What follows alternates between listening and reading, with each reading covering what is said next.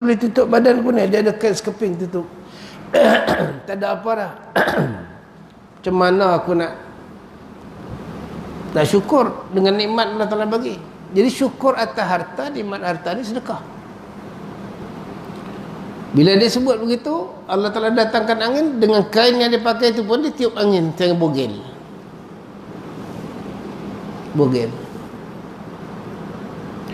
Kemudian Nabi Musa berjumpa pula dengan satu orang lelaki lain.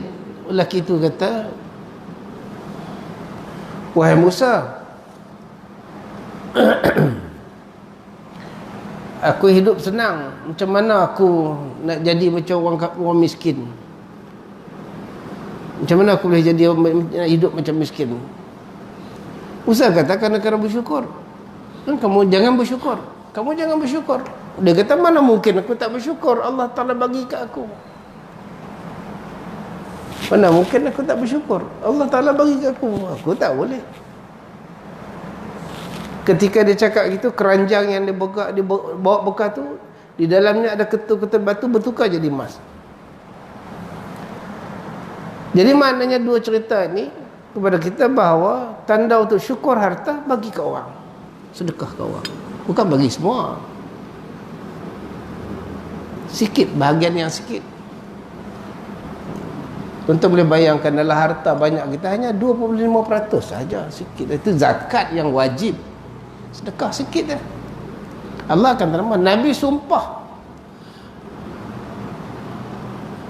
"Ma naqasa malin illa bisadaqatin." Tidak akan kekurangan, tidak akan berkurang harta dengan sebab sedekah. Tak akan berkurang. Hanya sedekah, tidak akan kurang harta. Dan sedekah ini bukan hanya kepada manusia, kepada binatang pun Allah tunjuk bantuan pertolongan Allah Subhanahu wa taala, walaupun pada binatang. Jadi maknanya syukur atas harta sedekah. Tapi kalau dia jadi kebakhilan yang dituruti, syuh yang dituruti,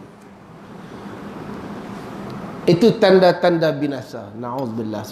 Jadi untuk lawan pada binasa, maknanya kita kena pemurah. Doa pada Allah. Doa, tuan-tuan. Kalau tak doa, tak jadi. Doa tak jadi. Dan kita usahakan sikit bagi, tak apa, tak ada masalah. Ketika kita kekurangan harta, kita bagi, itu besar tu. Sedekah yang paling baik ketika kita rasa cinta dengan harta. Cinta dengan harta, keinginan nak jadi jutawan. Dan keperluan harta tu kita mampu pakai. Itu sedekah paling baik. Bukan sedekah ketika hilang cinta harta, dah jadi jutawan dah tak mau dah, dan keinginan nak pakai harta tu dah tak ada. Nak beli kereta pun tak boleh, ni kereta kaki dah kena kecil manis apa semua, gaut tak boleh nak bawa kereta, tua umur pun dah 70-80, nak bawa ni, nikmat dunia dah tak ada, baru tu nak sedekah. Nilai sedekah jatuh. Nilai sedekah ni bila mana kita perlu, kita memang seronok nak membelanjakan harta, nak kumpulkan harta, cinta berharta, badan kita sihat. Dan ketika itu nilai harta yang sedekah naik, walaupun sikit. Allah bantu kalau orang sedekah. Sebab tu di sini dia kata 3 perkara yang mendatangkan kebinasaan. Ketahuilah oleh kamu, fa'amal muhlikatu fasyuhud muta'. Kebakhilan jadi ditaati. Na'udzubillah. Subhanallah. Yang ni kita kena ajar, tuan-tuan. Ajar dia kita supaya banyak suka bersedekah. Ajar anak kita suka sedekah. Biasakan dengan anak. Bagi duit kat dia, tapi bagi sedekah. Ambil duit ni makanan, belanja untuk kawan-kawan kat madrasah. Adik tengok macam mana kawan-kawan, ada tak siapa yang adik, di kalangan kawan-kawan adik yang tak bayar yuran? Mana bila tak bayar yuran, anak orang susah lah. Adik catat nama dia. Boleh, banyak orang di depan kita yang memerlukan keperluan, macam-macam keperluan. Bila kehilangan pekerjaan kerana COVID ni, jadi banyak orang yang boleh kita bantu. Kalau kita mula bantu, Allah mudahkan kita bantu. Tak semesti nak jadi kaya-raya baru aku nak bantu. Apa yang ada di sisi kita sekarang pun Allah akan nilai. Yang keduanya, wahawan muttaba'. Yang keduanya, hawa nafsu yang diikuti. Ikut hawa nafsu. Sebab tu sunat di pagi hari ni kita baca doa. Ya hayya qayyum bi rahmatika nastaghis aslih li sya'ni kullah wa la takilni ila nafsi wa la takilni ila nafsi tarfat ain. Lindung daripada keburukan hawa nafsu sendiri ini. Keburukan hawa nafsu tu kena lindung. Hawa muta', hawa nafsu yang dituruti dan ditaati.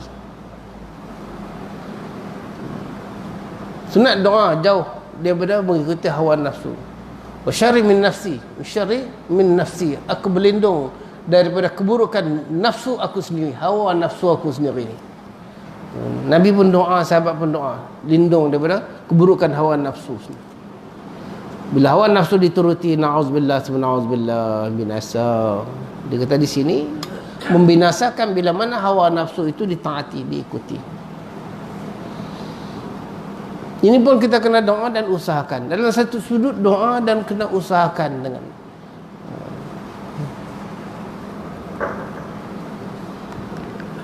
wa ijabul mar'i nafsih. Wa ijabul mar'i nafsih apa? Dia kata di sini rasa takjub diri sendiri ni. Bangga diri, takjub diri. Oh ya, aku boleh bagi ceramah, oh aku boleh bagi sedekah. Rasa takjub diri sendiri. Dekat taman ni tak ada siapa, aku boleh bagi sedekah ni begini. Aku boleh buat begini. Kalau tak buat ni tak jadi macam ni. Dan rasa ajub, rasa ujub dengan kebolehan dan nak tunjuk diri sendiri ni. Na'udzubillah, subhanallah. Orang yang ada sifat macam ni tak masuk syurga. Na'udzubillah. Harta benda. Sebab tu dalam hadis tu, yang hadis kita baca tadi, man talaba dunia, sesiapa yang mencari dunia, muraiyan mukasiran, muraiyan nak tunjuk pada orang, mukasiran nak banyakkan harta benda, mufakhiran rasa sombong dengan harta benda, laqiyallahu yaumal qiyamah, dia jumpa Allah SWT dalam keadaan Allah murka padanya, khadban. Tiga ya. Dia cari harta untuk mukasiran, nak banyakkan harta.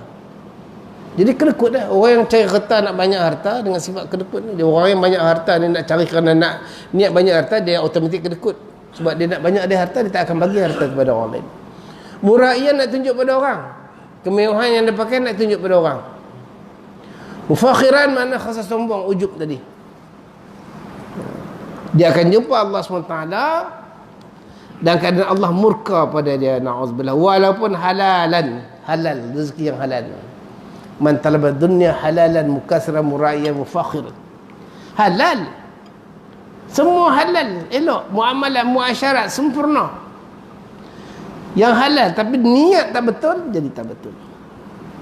Satu orang mencari rezeki semata-mata nak menampung keluarga supaya anak-anak tak meminta, tidak mengharap pada orang lain, dan lebihan rezeki jiran-jiran boleh ambil manfaat, boleh tolong kawan-kawan.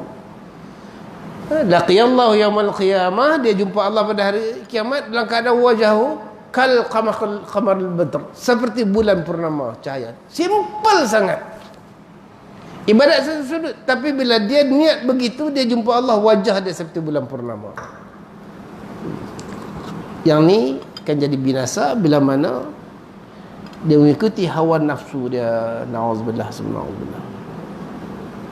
Wa ammal munjiat, ketahuilah kalau oleh kamu bahawa apa itu tiga perkara yang baginda yang Rasulullah sebut tadi menyelamatkan kita, munjiat.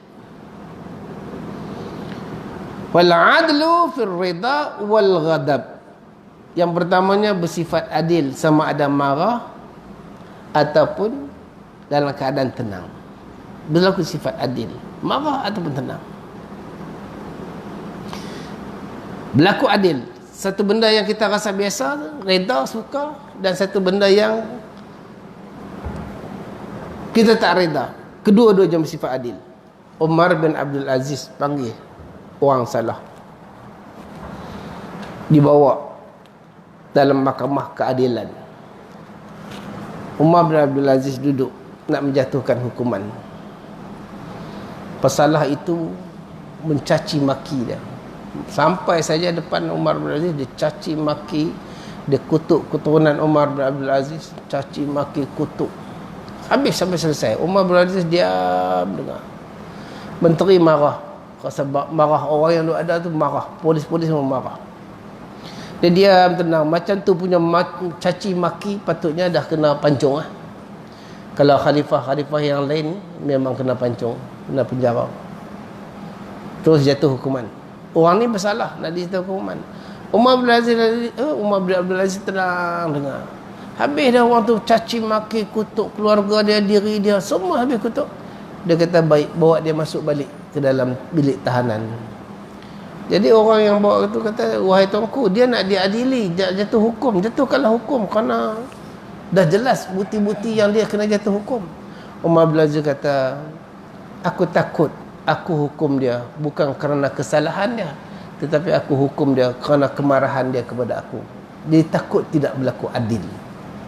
Jadi di sini berlaku adil walaupun dalam keadaan kita marah ataupun kita suka dengan satu orang. Hari ni mahkamah mana pun, kalau dia punya kuncu-kuncu dia habis lepas. Kalau dia ada kuncu-kuncu dia ada link dengan kabel yang lain. Yang tak link dengan kabel habis hancur. Tu saya sebutlah, kita tengok ni majlis-majlis pemandaran yang kita duduk tengok sekarang ni. Kalau orang berniaga biasa habis angkut. Cina berniaga apa semua, satu pun tak angkut. Tidak berlaku adil. Bila orang miskin kena tangkap, jadikan kambing hitam, terus hukum. Ada satu kes dulu di Kedah, ganja mampat. Abang pada kawan saya naik kereta masuk teksi. Naik kereta, bukan teksi, kereta.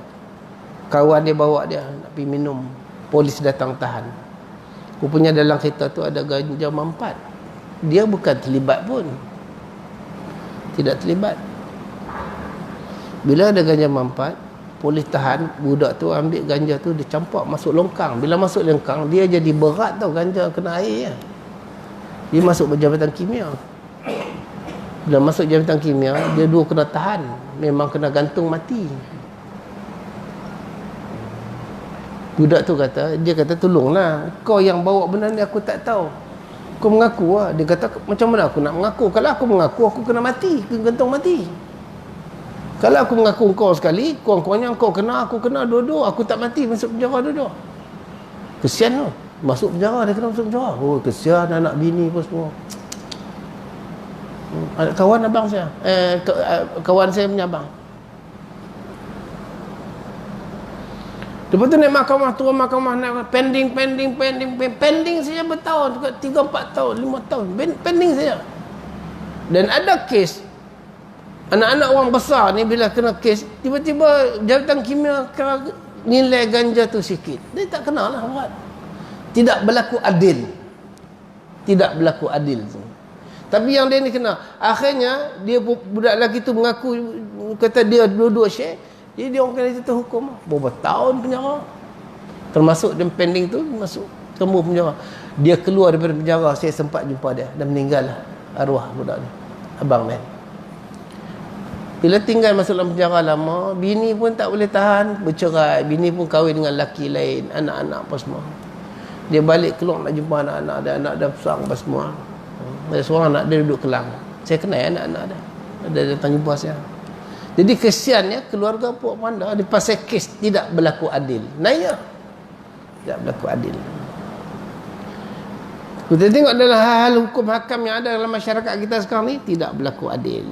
Di sini dia kata bila mana sebagai satu perkara, dia kata di sini penyelamat kita yang pertamanya fal'adlu fil ridha wal ghadab, berlaku adillah ketika dalam keadaan suka atau dalam keadaan marah. Sama.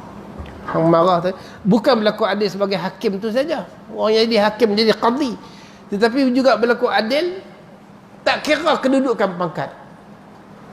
Sayyidina Ali ada satu kes disabitkan, kes, dan dia ambil anak dia sebagai saksi, hakim tolak sebab saksi anak sendiri tidak diterima. Sedang sahabat pun tahu, yang qadhi Suraish ni dia pun tahu Ali ni baik.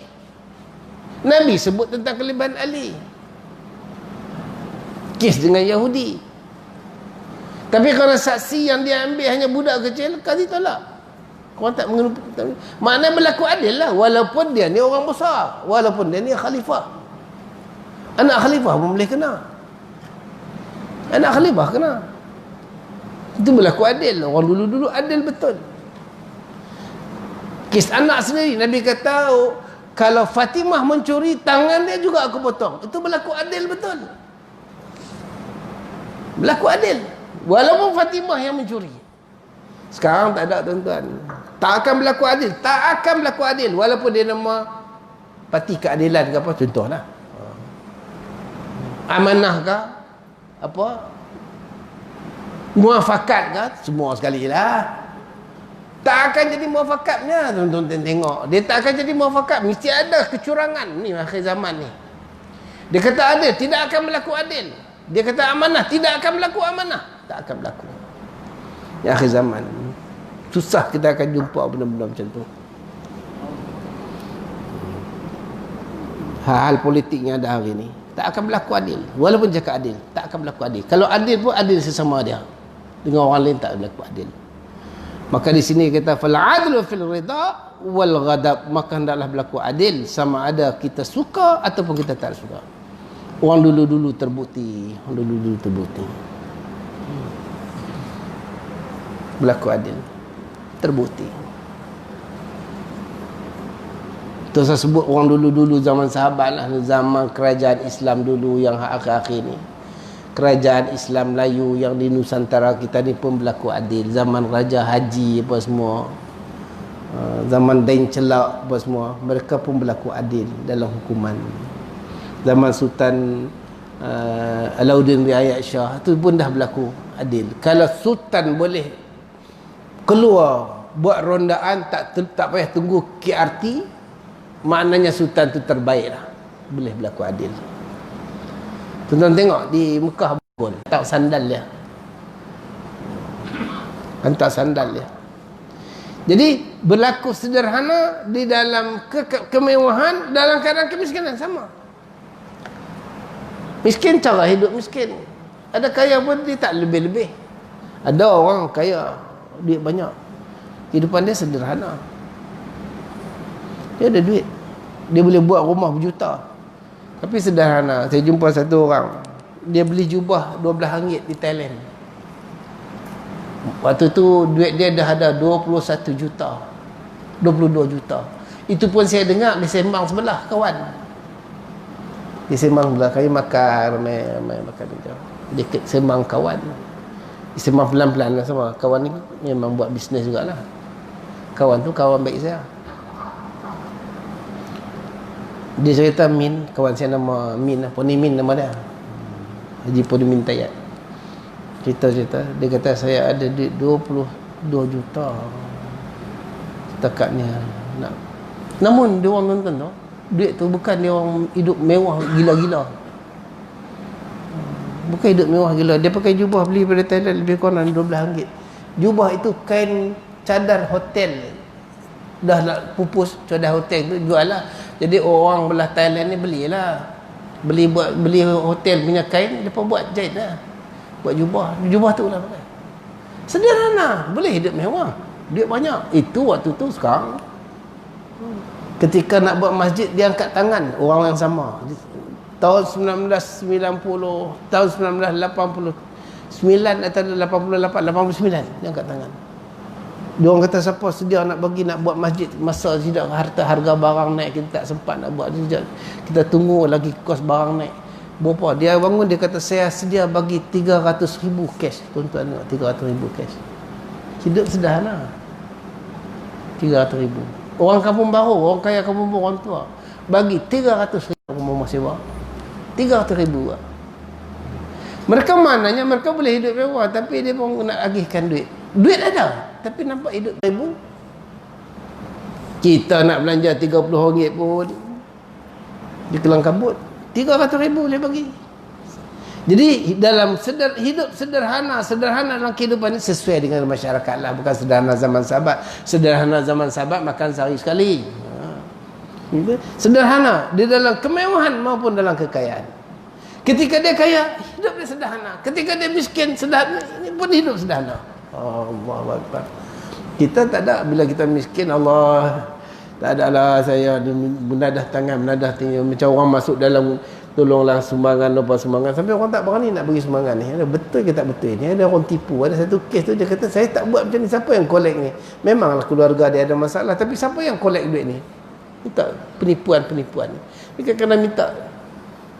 Kadang-kadang keluarga takkan keluarga dia tak ada bantu. Sebelum masuk, sampai kita tak kenal pun dia hantar, siapa ni, daripada mana ni? Kadang-kadang ada yang sakit betul, tapi bila masuk dalam akaun peribadi ni jadi masalah. Masalah. Kita pun tak tahu. Tapi kalau kita nak sedekah tidak ada masalah, tapi penipuan satu sudut. Kita tak nak harta kita ni sampai kepada orang yang tak patut terima. Itu je. Kemudian yang seterusnya kata Rasulullah, wa ghasyatullah azza wa jalla fi sirri wal alaniyah. Takut pada Allah SWT ni sama ada duduk seorang-seorang, duduk ramai, rasa takut pada Allah.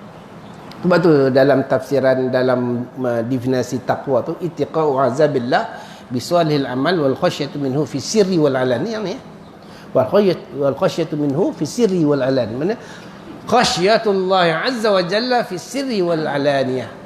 Takut pada Allah, terang pun rasa takut. Mana bersama dengan orang ramai pun dia rasa takut. Bila jadi kes, dia duduk zaman makan, tiba-tiba Allahu Akbar, Allah, telefon dia bunyi azan, dia gelisah dah. Allah, macam mana kalau aku tak sembahyang lagi, ya Allah, tolong ya Allah, aku nak lari, nak pergi semua. Nak lari keluar tu pun segan. Band duduk, artis-artis duduk menyanyi, kenduri kahwin dia besar, meja kita pun ada 6-7 orang. Kita duduk sini pun kawan kita ada 3 orang yang lain, orang lain semua pegang garpu duduk sini sambil dia dengar pengacara semua. Oi, kahwin orang kaya-kaya ni. Kahwin orang kaya-kaya ni tuan-tuan. Oi, dia punya stage bukan pelamin macam kita. Kita pelamin macam depan tu je. Pelamin dia tu dia ni besar ni, besar. Dia orang masuk ni. Dengan sini pengantin duduk, orang duduk dekat meja makan, penyanyi main menyanyi. Oi, hidup mewah. Saya terperangkap macam mana nak lari keluar ni. 2 kali. Alhamdulillah lah lari keluar. Tapi kita jumpa datin tu, kita nak minta izin, nak minta izin datin. Alhamdulillah dah makan semua. Ada satu kes saya lari keluar ke hotel, lari keluar. Saya sumpah wallahi aku tak akan hadir majlis macam ni. Saya ada jawatan dalam tu. Jawatan dalam tu. Dalam syarikat tu, company tu. Jadi dia orang jemput saya, orang nama 2 tu. Dia nak lari keluar ni susah. Macam mana nak lari keluar? Apa kata lepa? Duk kata-kata, aku lari, saya lari keluar. Sembayang juga, tak pedulinya. Lepas main tu, ya Allah tolong. Aku sumpah aku tak akan hadir lagi majlis macam ni. Sampai sekarang saya tak hadir. Tu majlis. Yang kedua tu majlis kenduri kahwin. Buat dekat tu. Apa ni Putrajaya tu. Allahu Akbar, nak lift sana semua datuk-datuk pakai jubah. Duduk, lepas tu dia menyanyi pula. Meja kita di belakang tu stage penyanyi tu datang anjak kita menyanyi sekali ke kacau. Aduh. Dia orang main samak-samak orang. Sekarang ni bukan penyanyi biasa, penyanyi yang ni. Aduh, saya kata kacau. Kita lepas tu makan dia hantar sikit kita. Mana kita kerti, kita kira macam nasi lemak saamnya. Balun gitu je. Kan? Ini datang sikit macam ni. Lepas tu datang ni sikit macam ni. Lepas tu datang sikit. Macam mana nak makan? Lepas tu time semayang, ya Allah gelisah, kita tak boleh tahan.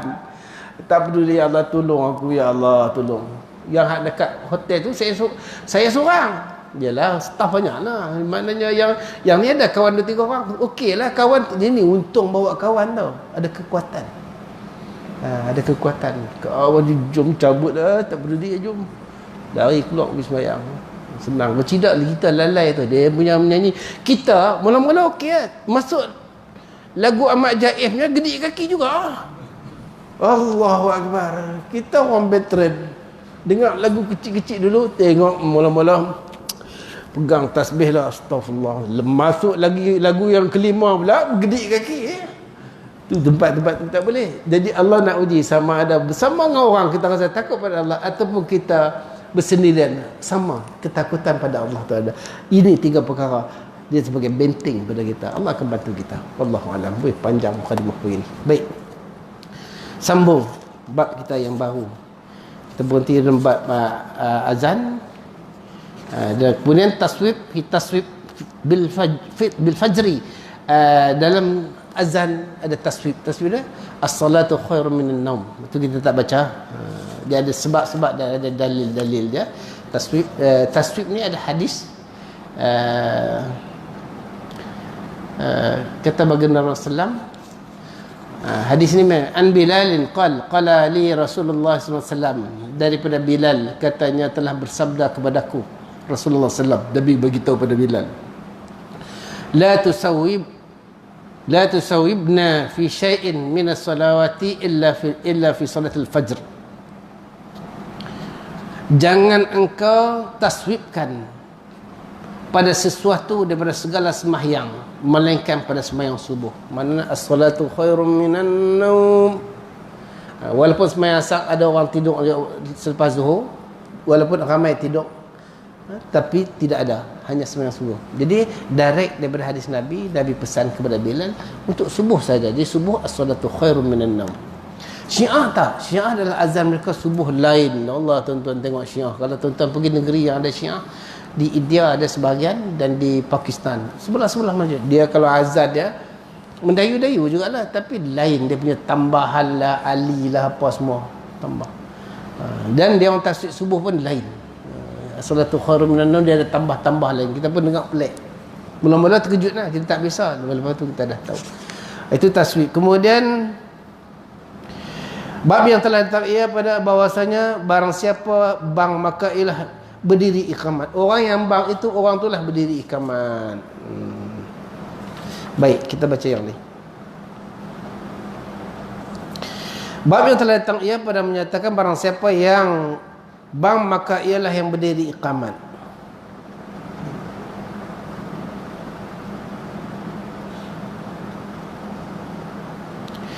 Ketahuilah kiranya saudaraku telah disyaratkan siapa bang ialah pula qamat dengan dalil hadis yang dikeluarkan oleh Imam Tirmizi dengan demikian bunyinya an Ziyad bin Harith as-Sadai qal amarani Rasulullah sallallahu alaihi wasallam an uzina fi salatil fajr fa'adhantu fa'arada Bilalun an yuqima. Faqala Rasulullah SAW, inna akha Sudai qad azana faman uzina fahuwa yuqim. Itu hadis dia. Diriwayatkan Zaid bin Haris As-Sadai katanya telah menyuruh akan daku oleh Rasulullah SAW bahawa aku bang pada sembahyang fajar. Maka banglah aku. Maka kemudian daripada sudah aku bang, menghendaki Bilal bahawa ia iqamat, maka sabda Rasulullah bahwasanya saudara sadaq itu sungguhnya ialah yang lebih yang telah bang, maka barang siapa sudah bang maka ialah yang berdiri iqamat. Jadi maknanya orang yang bang itu, orang itulah iqamat. Dengan ni tu kadang-kadang setengah kan, ada orang lain bang Allahu Akbar, iqamat orang lain makruh je lah. Tapi orang yang bang itulah orang tu yang kena iqamat, bukan orang lain. Ada setengah-setengah tempat disuruh orang lain bang, lepas tu iqamat orang lain. Kalau dia bang iqamat orang lain, nak jadi imam, ini makruh. Tapi kalau tak ada imam, tak apalah. Dia memang imam kat situ. Dia datang-datang tak ada siapa pun azan, dia pun azan lah, Allahu Akbar Allah. Bila nak time semayang, tengok tak ada siapa jadi imam, dan orang tu bagi orang lain iqamat, itu tak salah lah. Tapi yang paling afdalnya orang yang azan, dialah yang dikendaki iqamat. Dan pada bab ini ada riwayat daripada Ibnu Umar radhiyallahu anhu, katanya, kata Abu Isa, dan bermula hadis Ziyad hanya saja kami ketahui akan dia daripada hadis Al-Ifraq dan Al-Farqi. Itu ialah dhaif di sisi ahli hadis. Telah mendhaifkan dia oleh Yahya bin Sa'id Al-Qatn dan lainnya. Kata Ahmad bin Hanbal, tidak aku tulis akan ini hadis. Kata Abu Isa, dan telah aku lihat Muhammad bin Ismail Al-Bukhari menguatkan perkaranya dan katanya ialah qarib hadis. Hadis yang hampir pada hadis qarib ni, riwayat orang tu yang hampir pada hadis-hadis yang sahih. Dan bermula amal atas ini di sisi kebanyakan ahli ilmu bahawasanya mereka yang telah bang maka ialah yang iqamat. Hadis ni tak kuat. Tapi Imam Bukhari catat hadis tu bukan buat hadis kuat, hadis dhaif, tapi dia mendekati kepada hadis yang lebih kuat. Qamat disuruhkan dia oleh orang, disuruhkan orang bang. Ya saudaraku, dengan hadis dalam masalah itu menunjukkan siapa bang maka ialah yang iqamat. Kata Syafi'i rahimahullah ta'ala dalam Al-Un, dalam kitab Al-Um, dan apabila bang seorang, sukalah aku akan dia pula iqamat. Orang bang, Imam Syafi'i kata, aku suka dialah iqamat. Dengan sebab sesuatu yang diriwayatkan padanya bahwasanya barang siapa bang ialah pula iqamat. Karena ada riwayat walaupun dhaif, tapi aku suka buat macam tu. Itulah Imam Syafi'i kata. Dan kenyataan yang demikian itu wallahu alam, bahwasanya orang yang bang itu apabila sengaja ia dengan bang ketiadaan lainnya maka ialah yang aula dengannya iqamat. Dia bang, dia iqamat. Dan apabila iqamat orang lain daripadanya tiada ada tertegah daripada karahah yang demikian itu. Kalau tak ada macam orang kita sebut tadi, tak ada orang nak diam apa, itu tak adalah makruhnya. Karahah tidaklah makruhnya, boleh. Dan jika iqamat juga orang lain daripada bang, nescaya memadai ia iqamatnya itu insya-Allah. Tak adalah kalau orang lain pergi iqamat, tak adalah kata sembahyang bang nak kena buat lain, tapi tak perlu. Jadi yang tu. Jadi afdalnya orang yang bang, orang tu yang iqamat.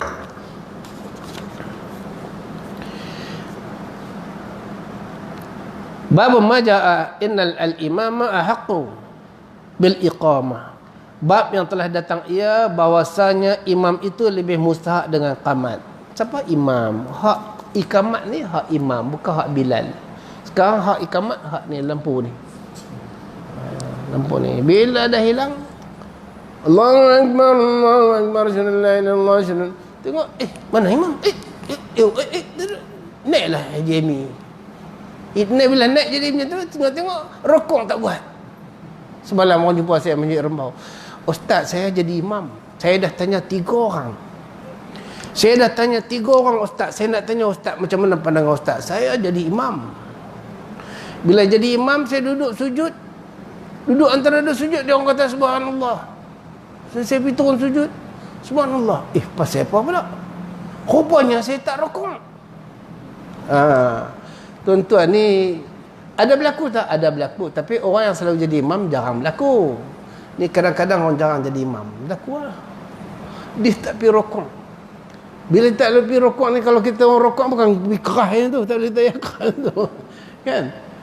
Dia kata, Ustaz macam mana nak buat ni? Saya dah tanya, ada Ustaz ni kata begini. Saya tak mau komen lah. Saya tak mau tanya Ustaz mana. Saya kata baik. Saya jawab kerana orang dah tanya saya kes macam ni. Dalam kitab Qaulul Tam ada sebut. Baik, bila ustaz tu, bila ustaz dah sujud, orang sebut subhanallah, duduk antara 2 sujud. Orang tu subhanallah, ustaz tak tahu apa, lepas tu baru tahu, kata rokok. Jangan patah balik berdiri, terus sujud ke yang kedua, lepas tu bangun berdiri. Bangun berdiri itu, rakaat itu tidak diambil kira. Makmum tadi yang hak rokok macam mana? Dia kena tunggu rokok. Alhamdulillah, tunggulah rokok, kerana rokok tu rukun panjang. Jadi dia kena tunggu. Dia orang pakai tunggulah rokok. Mana makmum semua boleh faham macam tu kan. Tunggang langgang lah belakang. Ada kata, siapa macam mana nak buat? Macam mana sembahyang lain lah. Baik cerita jadi sembahyang lain lah. Tapi sebenarnya makmum bila begitu, dia orang pergi rokok. Bila dia tu rokok, Allahu Akbar rokok. Tengok imam tu tak rokok, sujud. Maka dalam rokok itu mereka kata, subhanallah. Dan imam tengah bagi berdiri. Tak boleh. Kemudian dia duduk antara 2 sujud, jadi orang tegur lah. Dia sujud lagi sekali, lepas tu dia bangun. Allahu Akbar. Bila berdiri, dia baca Fatihah. Baca surah.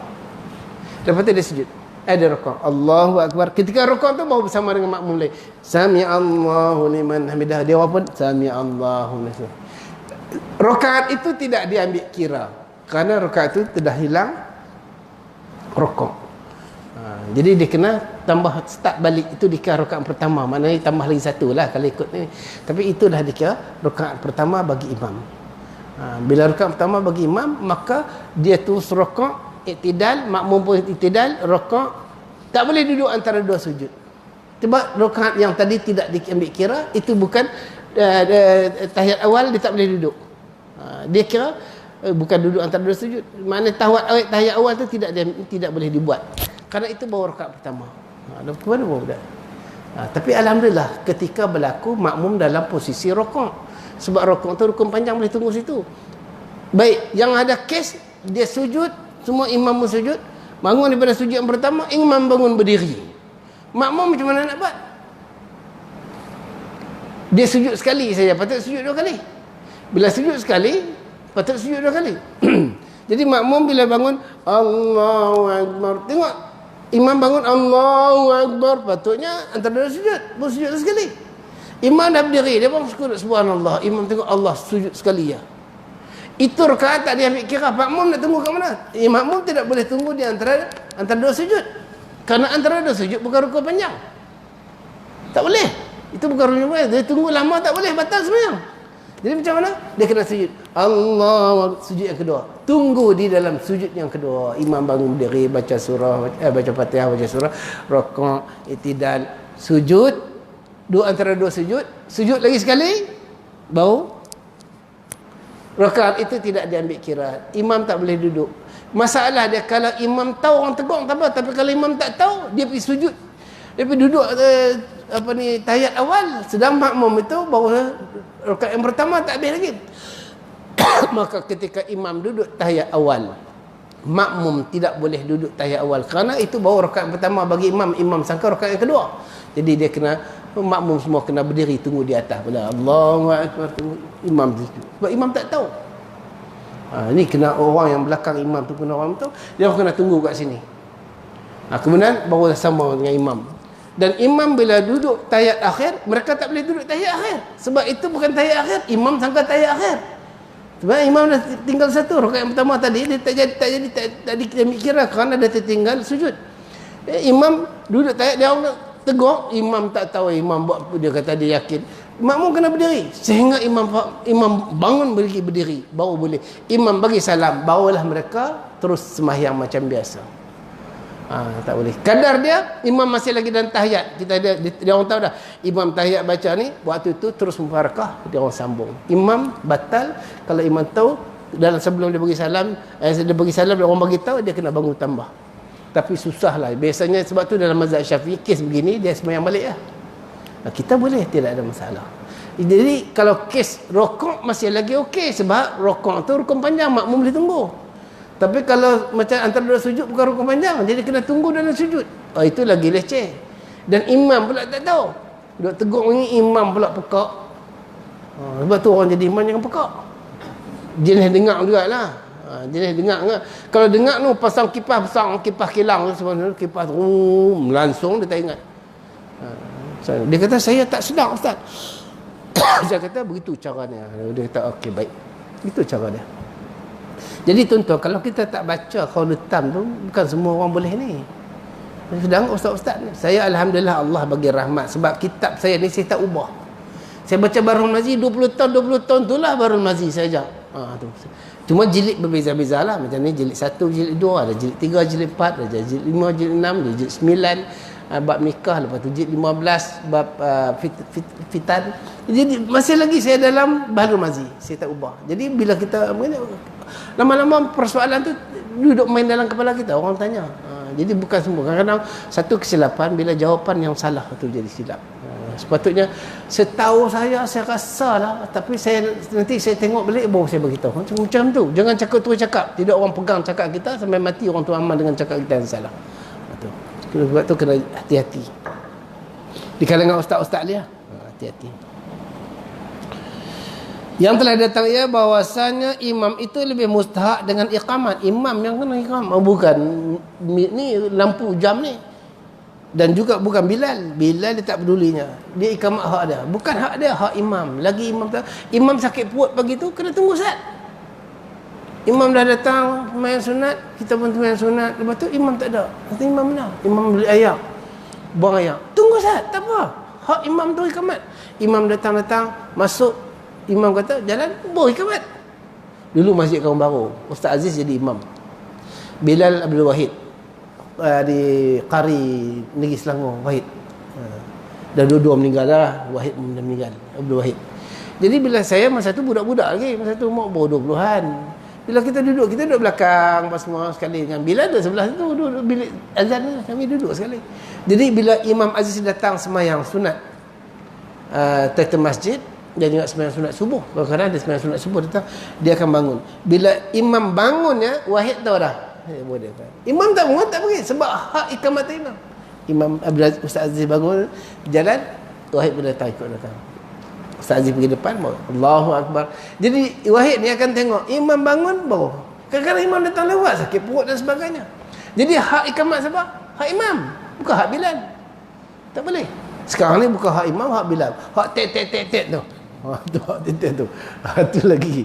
Jadi hak sebenarnya untuk iqamat adalah hak Bilal. Wallahu alam. Nanti kita sambung bab ni.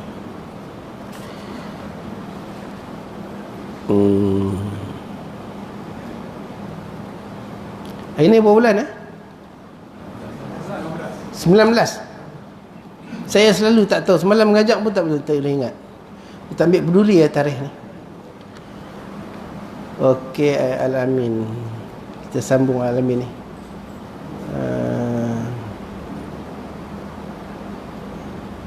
Okey, silakan soalan kalau ada.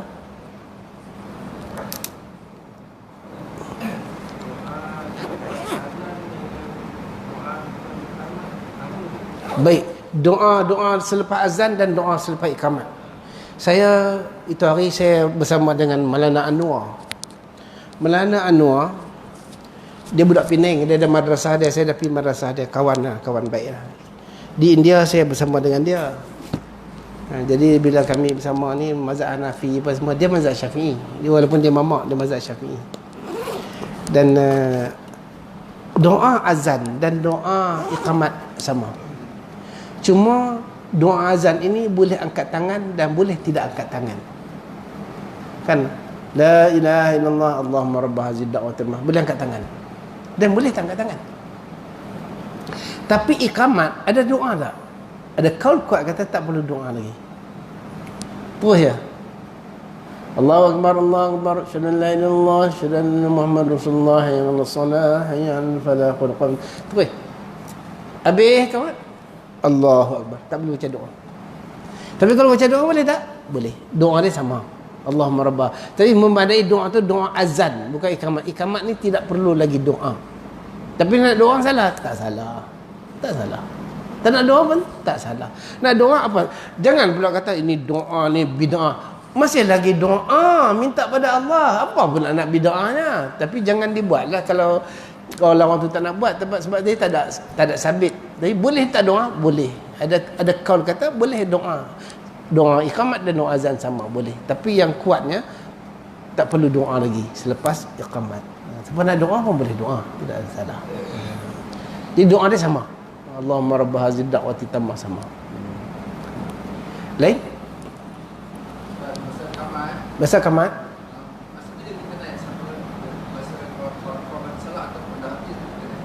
Baik, iqamat ni bila?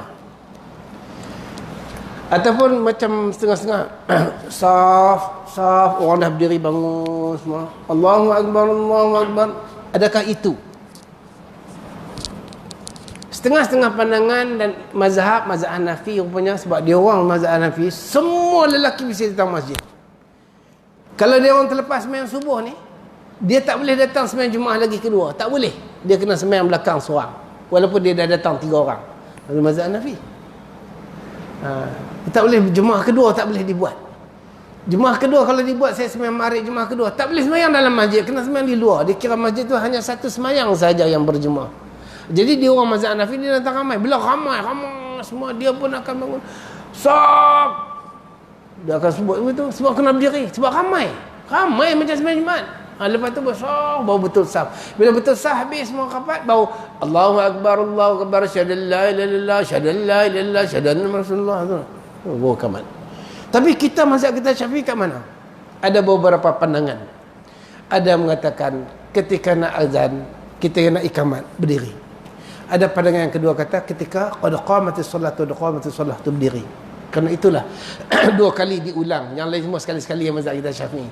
Ingat kita mazhab Syafi'i, azan ini diambil daripada riwayat keturunan Abu Ma'zurah. Kita dah baca Abu Ma'zurah. Keturunan dia tu Imam Syafi'i ambil daripada keturunan Abu Ma'zurah. Kerana Abu Ma'zurah dapat secara langsung daripada Nabi ajar dia macam mana azan.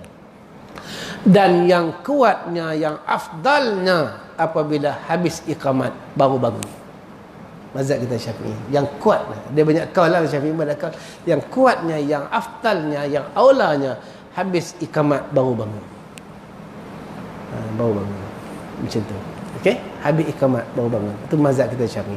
Syekh Nuruddin ketika mengajar pun dia sebut benda tu, ada dalam kitab apa ni Mughni'an Muntaj dia sebut. Lain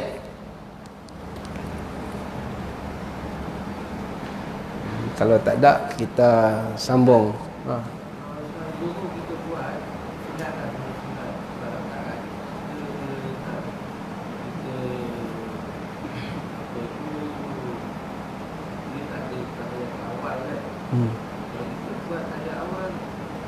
Tak salah. Sembahyang tak salah. Baik, sembahyang sunat. Dalam mazhab Syafi'i sembahyang sunat ni dibuat dua-dua. Sunat rawatib. Zuhur 4 rakaat buat dua-dua. Maknanya 4 rakaat 2 salam. 4 rakaat 2 salam. Bagi mazhab Hanafi dia orang buat 4, kadang-kadang 4 sekali. Dan boleh tak tahiyat awal dibuat? Ada ulama dalam pandangan ulama kata untuk sembahyang sunat hanya 1 tahiyat. Kau nak buat 2 salah tak? Tak salah, tapi mirip sembahyang zuhur lah. Tapi buat dua-dua. Dalam mazhab kita Syafi'i yang kita buat 4 rakaat jadi 2 siang hari ni sembahyang tasbih saja. Di malam hari boleh buat dua-dua, siang 4 sekali pun boleh, dan dua-dua pun boleh. Jadi kalau kita buat dua-dua yang paling afdal. Tapi kalau kita buat 4, tak ada tahiyat awal, tak ada tahiyat akhir. Boleh tak? Boleh. Tidak ada masalah. Lebih baik kita buat dua-dua. Jadi elok. Buat dua-dua. Habis 2 salat bangun. Saya buat dua-dua. Habis sembahyang kita bangun sekali lagi. Tuan-tuan, 4 rakaat sembahyang sunat zuhur ni sebelum ini kuat tau, muakkad. Dia bukan 2 rakaat, 4 rakaat. Jadi kalau kita jumlah semua jadi 12. Kalau tidak tak cukup kita 12 yang Nabi minta jaga 12 rakaat sunat rawatib tu. Kalau kita tak buat 4, tak jadi, tak cukup tu. 2 subuh, 4 sebelum zuhur, 2 selepas zuhur, 2 selepas maghrib dan 2 selepas isya, dia jadi 12. Tapi kalau kita tak jaga yang 4 tu, kita tak dapat 12 rakaat tu. Tapi kalau kita buat asar, dia tak jadi, itu ghair muakkad. Sebelum maghrib tu pun ghair muakkad, sebelum isya pun ghair muakkad, lepas isya tu muakkad. Jadi 12 sunat yang Nabi suruh pesan tu 12 rakaat, maknanya 4 rakaat zuhur, sebelum zuhur 4 rakaat. Itu baru afdal. Jadi kena buat 4 tu sunat. Jagalah yang tu, jaga tu insya-Allah. Itu belum. Okey? Din? Lain? 2 minggu kan datang. Minggu depan hari Selasa tak ada kuliah. Lagi sekali setiap kuliah, dan juga satu minggu yang pertama. Bismillahirrahmanirrahim. Alhamdulillah Rasulullah wa ja'alna hadiyan mahdiya rabbana zidna ilma warzuqna fahma anfaqna fid din wa 'allimna ta'wil warzuqna fahman minan nabiyyin.